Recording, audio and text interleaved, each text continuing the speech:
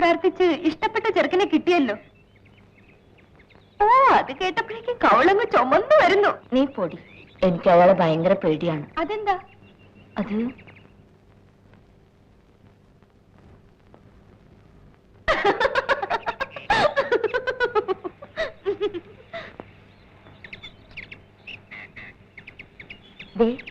ആരാ വരുന്നത് നോക്കി.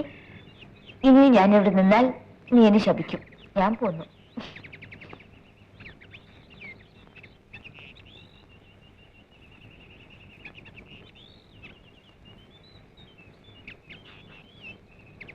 എന്താ ആലോചിക്കുന്നത്? ഞാൻ കടം വാങ്ങാത്ത ആരെങ്കിലും ഈ നാട്ടിലുണ്ടോ എന്ന് ആലോചിക്കുകയാണ്. നാളെ തിരുവനന്തപുരത്തേക്ക് പോകുകയാണല്ലേ? അത് ഞാനല്ലല്ലോ തീരുമാനിക്കേണ്ടത്.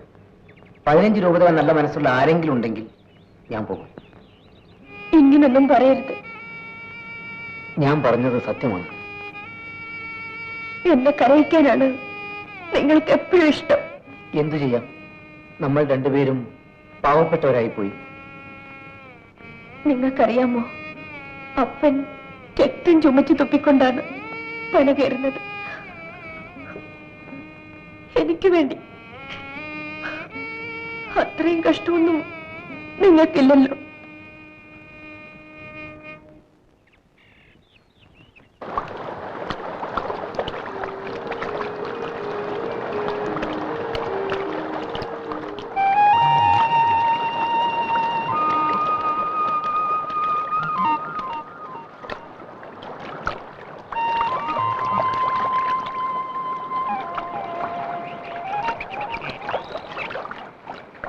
ഇന്നലെ കരഞ്ഞല്ലേ? കണ്ണീരൊളിച്ച് പാടിയാൻ കണ്ടല്ലോ. എന്റെ കരളത്തടിക്കാൻ എനിക്ക് തോന്നി. കരണത്തടിക്കുന്ന മുമ്പേ എനിക്കൊരു ബ്ലൗസ് വാങ്ങിച്ചിട്ടാ. കണ്ട, ഇന്നലെ വലിച്ചു കീറിയില്ലേ?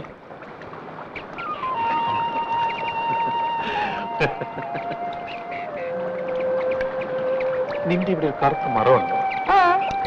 ഇതുവരെ കണ്ടിട്ടില്ലേ? ഇല്ല. അതെങ്ങനെ? മുഖത്ത് നോക്കാറില്ലല്ലോ, വേറെ വല്ലയിടത്തല്ലേ നോട്ടം.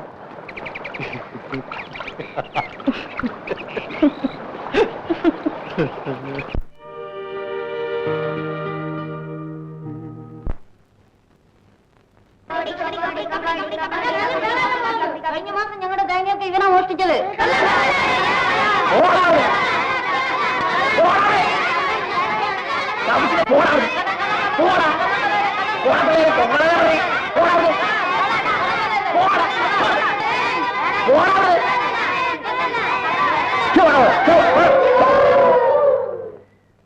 വല്ല കാര്യമുണ്ടോ പിള്ളേരെ കൊണ്ട് അങ്ങനെ വിളിപ്പിച്ചിട്ട്? ഞാൻ പിന്നെ എന്തോന്ന് ചെയ്യാനാ, മോഷ്ടിക്കാനല്ലാതെ. കാളുകൾ രണ്ടും ചത്തു, കൊപ്പറ വാങ്ങിക്കാൻ കാശുമില്ല. നിനക്ക് വല്ല കൂലി വിലയ്ക്ക് പോകാമല്ലേ? വേറെ എന്ത് ജോലി ചെയ്യാനാ? ആകെ അറിയാവുന്ന ചക്കാട്ടില്ല. പിന്നെ ഇപ്പൊ മോഷണോ? ആ, നിന്റെ ഇഷ്ടം പോലെ ജീവിക്കുക, ഞാനൊന്നും പറയാനില്ല. മഴ പെയ്ത വീട്ടിൽ കുത്തിയിരിക്കാനേ പറ്റൂ. പന കയറാനൊന്നും നോക്കണ്ട. നിങ്ങൾ വീട്ടിൽ വല്ലപ്പോഴും കുത്തിരിക്കുന്നത് എനിക്കിഷ്ടം. എന്തിനാ? വെറുതെ കാണാൻ.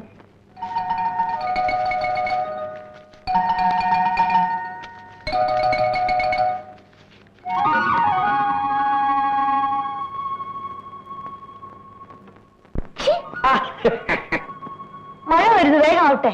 ആ ശരിയാ, മഴ വന്ന് നനഞ്ഞു. വേഗമാട്ടെ വേഗമാട്ടെ വേഗമാട്ടെ.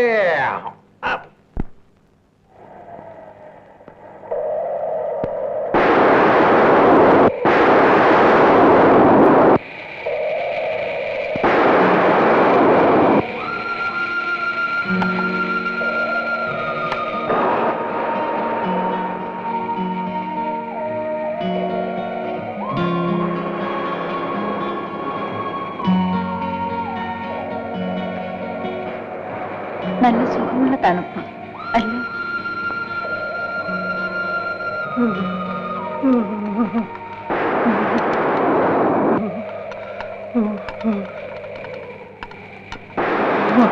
എന്താ വിറയ്ക്കുന്നോ?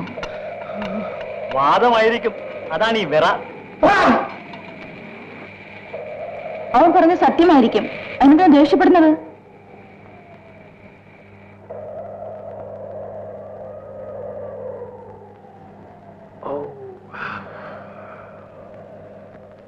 ഇതാ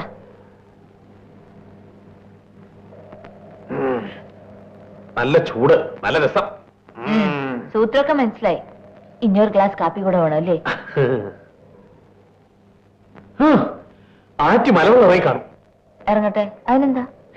എടീ, മലവെള്ളത്തിൽ എന്തൊക്കെ ഒലിച്ചിരുന്ന നിനക്കറിയോ? ഈട്ടി, തേക്ക്, പശു, ആട്, ചക്ക. വേണ്ട വേണ്ട, നിങ്ങൾ അതൊന്നും പിടിക്കാൻ പോണ്ട.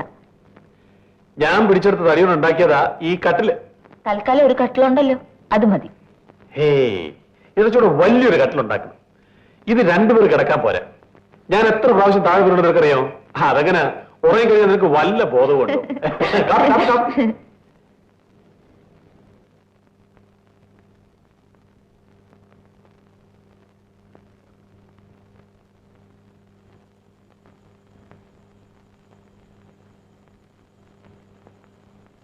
അമ്മേ, എന്താടി പെണ്ണെ? ദേ, തടി പിടിക്കാൻ വേണ്ടി ആറ്റി പോയിരിക്കുന്നു. ആഹാ, ഞാൻ വിചാരിച്ചു അവന്റെ രാത്രി തന്നെ അങ്ങ് പോയെന്ന്. ആഹാ, അമ്മയ്ക്ക് പറ്റിയ മോൻ തന്നെ. എടി, അവൻ ആര് പറഞ്ഞാലും കേൾക്കത്തില്ല. അമ്മ ഇത് പിടിച്ചോ, ഞാൻ പോയി വിളിച്ചോണ്ട് വരാം. എടി പെണ്ണെ,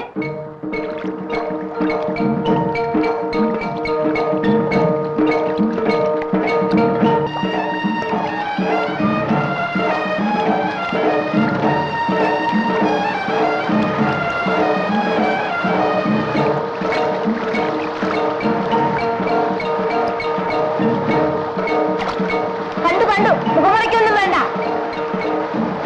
കേറി വാ.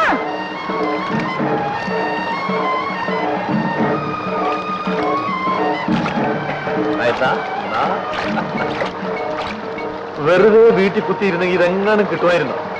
നാളെ തൊട്ട് കൊടയും പിടിച്ചാണോ പല കയറാൻ പോകുന്നത്? അത് നമ്മുടെ മോൻ സ്കൂളിൽ പോകുമ്പോ അവര് കൊടുക്കാം. നീ വെക്കാം, ഞാൻ കുറച്ച് കഴിഞ്ഞ് വന്നേക്കാം. ഇത്രയ്ക്ക് മതി, ഇനി വീട്ടിൽ പോ. വാലേ, നല്ല ഉണക്കത്തേങ്ങയാ.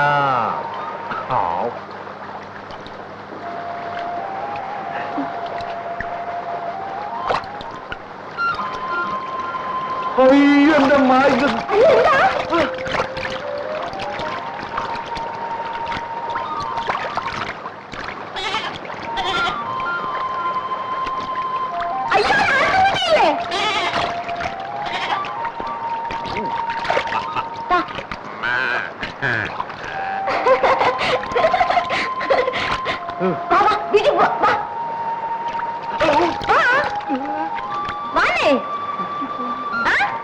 കൊണ്ടുപോയി പൊട്ടിച്ചതാ. ഒരു കാര്യം ചെയ്യ്, രാത്രി വരെ ഇവിടെ ഇരുന്നിട്ട് പിന്നീട് വീട്ടിൽ വന്നാൽ മതി. ഞാൻ പോന്നു.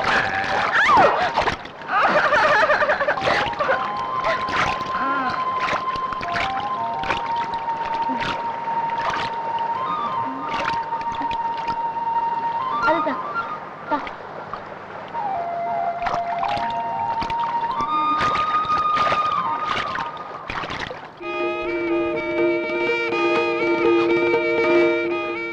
എന്താ തന്നെ? അപ്പന് തീരെ സുഖമില്ല. ഞാൻ വരാം.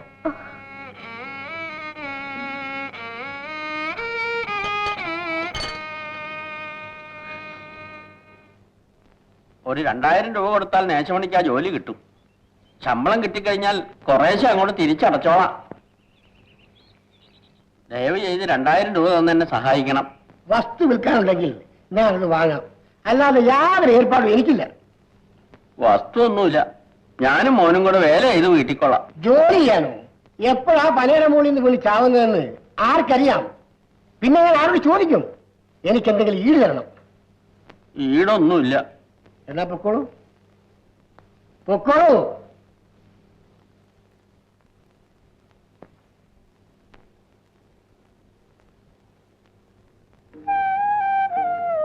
നിങ്ങൾക്കൊരു ഷർട്ട് ഇട്ടൂടെ? ആ കല്യാണത്തിന്റെ അന്നൊരു ഷർട്ട് ഇട്ടതിന്റെ പാട് എനിക്കും ദൈവത്തിന് മാത്രം അറിയാം.